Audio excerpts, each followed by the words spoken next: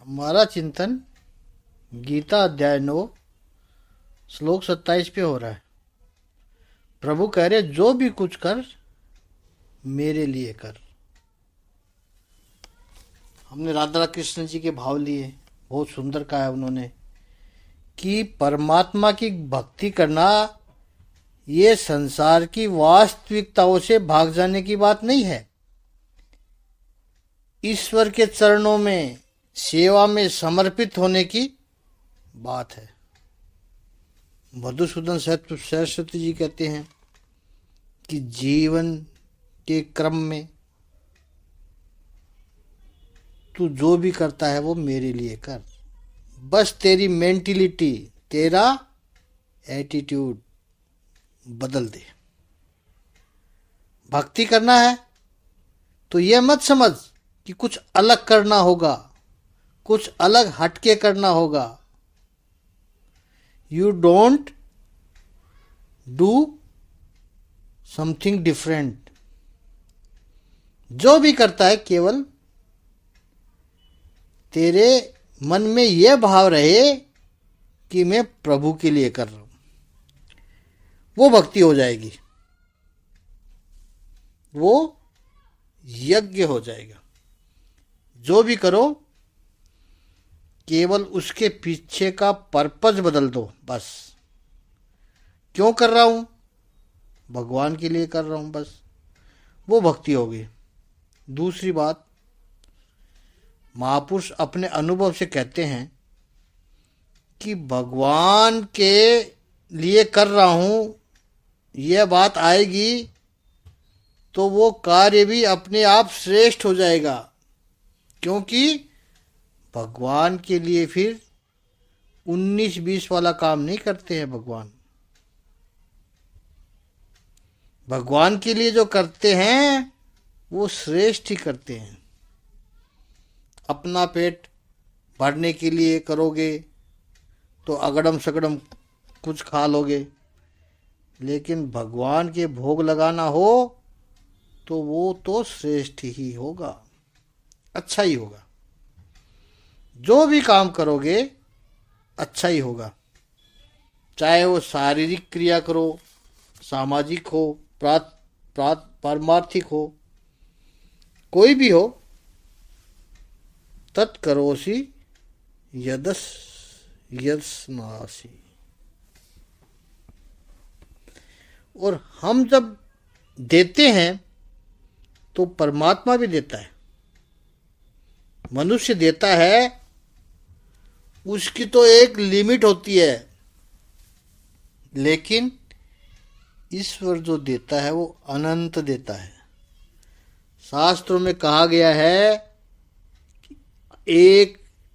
आप एक स्टेप लेते हैं तो ईश्वर 1000 स्टेप लेता है, और उसका एक स्टेप ही हमारे हजारों स्टेप जैसा होता है। यजु होशी, यहाँ पर यत यत 5 बार आया है। जो भी दान करे, जो भी तप करे, वो सब भगवान श्री कृष्ण कहते हैं मेरे लिए कर। तत कुरुस्व मत अर्पणम। अर्जुन, तू ये मत समझना कि तेरे अर्पण करने से मेरा कुछ बढ़ जाएगा, भगवान का कुछ बढ़ जाएगा, ऐसा नहीं है। मेरे पास तो सब कुछ पूर्ण है, मैं तो पूर्ण हूं। पूर्णमिदम पूर्णमिदम। तू मुझे अर्पण करेगा, इससे तेरा जो है मैं है, तेरा जो ईगो है वो धीरे धीरे मुझ में अर्पण होता जाएगा। तेरा ईगो मुझ में लीन हो जाएगा।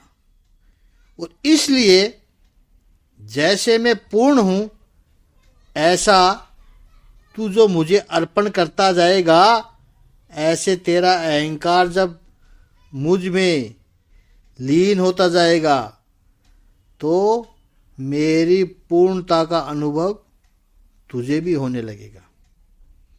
वेदांती महापुरुष कहते हैं कि यूँ तो भगवान को कुछ भी नहीं चाहिए, क्योंकि वो तो पूर्ण है। लेकिन भक्त में जब समर्पण भाव प्रकट होता है, और वो समर्पण भाव जब सात्विक होता है, तो परमात्मा में भी स्वीकार भाव प्रकट होता है। मेरे भक्त की इच्छा परिपूर्ण करूं, इस बात को समझने के लिए एक छोटा सा लौकिक दृष्टांत लेते हैं, ताकि बात समझ में आ जाए। 4-5 बरस का बालक हो, वो सुबह प्ले स्कूल में जाए। वो 2-3 घंटे के लिए जाता है, और उसकी 29-30 वर्ष की यंग मदर है, उसको लगता है कि 2-3 घंटे के लिए बालक घर पर नहीं है तो मेरा सारा घर का काम हो जाएगा। बालक को सुबह सुबह नहला धुला कर प्ले स्कूल में भेजती है, साथ में खाने का डिब्बा भी देती है। घर में तो उसको नाश्ता करा दिया है, साथ में वो खाने का डिब्बा भी भेजती है। उसमें बिस्किट, सैंडविच, चॉकलेट जो भी रखती है, जो बालक को प्रिय हो। 2 बजे बालक लौट कर आता है, तब तक माँ घर की पूरी रसोई बना देती है। घर के जो बड़े बुजुर्ग हैं, सास ससुर है, सबको भोजन करा देती है। पति का टिफिन देकर उसको भी ऑफिस भेज देती है, स्वयं भी भोजन कर देती है। रसोई बर्तन सब साफ करके बालक के लिए बना कर रखती है कि बालक आएगा 2 बजे, उसको भोजन कराएंगे। बालक आया 2 बजे, आ गया मेरा बेटा, माँ कहेगी कैसा रहा, थोड़ा प्यार जताएगी, फिर कहेगी हाथ मुंह धो लो और भोजन कर लो। माँ कहे बालक से कि भोजन कर लो, और बालक ना कहेगा। बालक माँ को मना करता ही रहे, आदत होती है उसकी। क्यों, क्या हुआ, माँ पूछती है। भूख नहीं है मुझे, बालक कहता है। लेकिन माँ उसकी मन्नतें करके कुछ न कुछ खिला देती है। माँ को पता है ये कैसे खाएगा। अब बालक भी माँ को खिलाता है, तो माँ को बिल्कुल भी भूख नहीं है, लेकिन उसके आग्रह पर खाती है।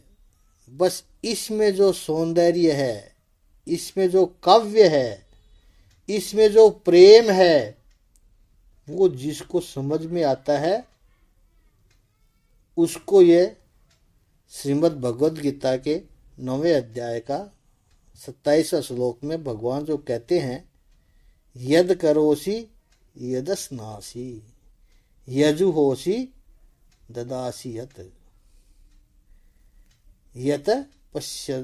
यत पश्यसि कौन्तेय तत् कुरुस्व मदर्पणम।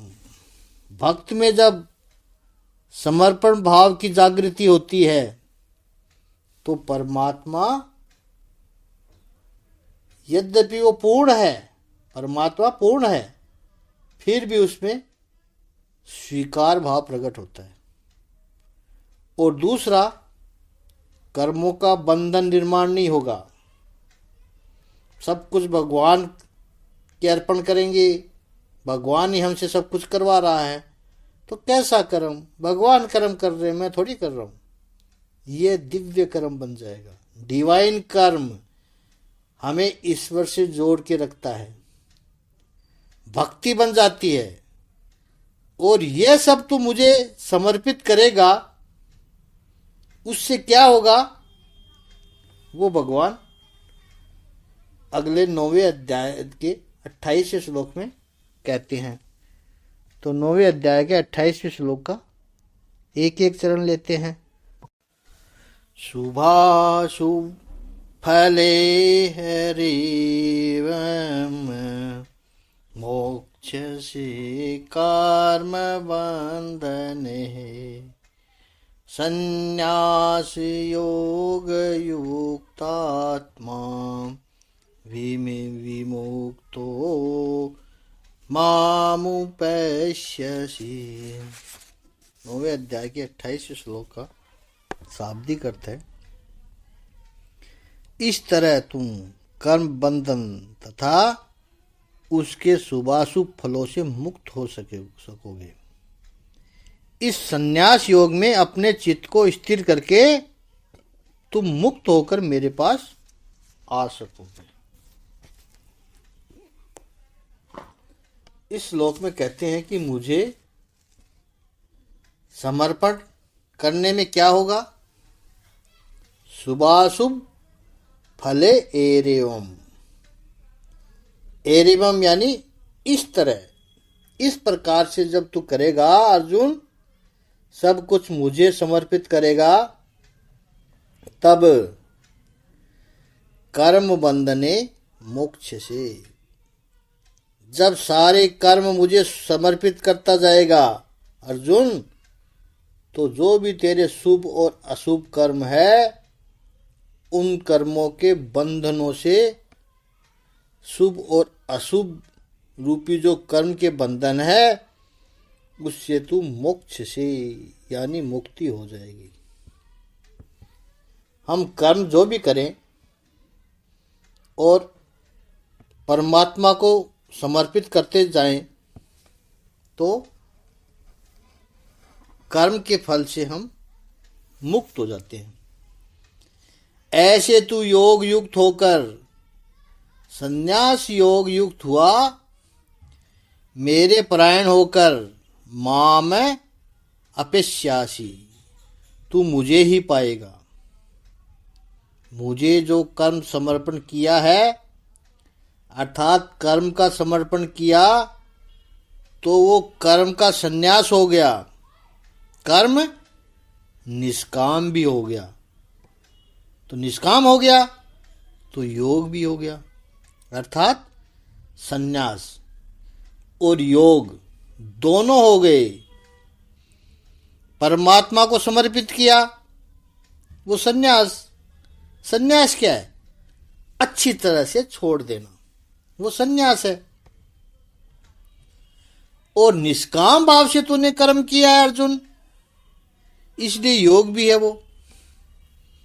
उसको तो भगवान गीता के दूसरे अध्याय में बता रहे हैं, कई बार बताया है कि निष्काम कर्म योग, कर्म को छोड़ा, कर्म के फलों को छोड़ा तो संन्यास हुआ, निष्काम भाव से कर्म किए तो योग बन गया। ऐसे वो संन्यास योग दीर्घ काल तक, वो जो आत्मा करते रहता है, दीर्घ काल तक जो आत्मा करते रहता है,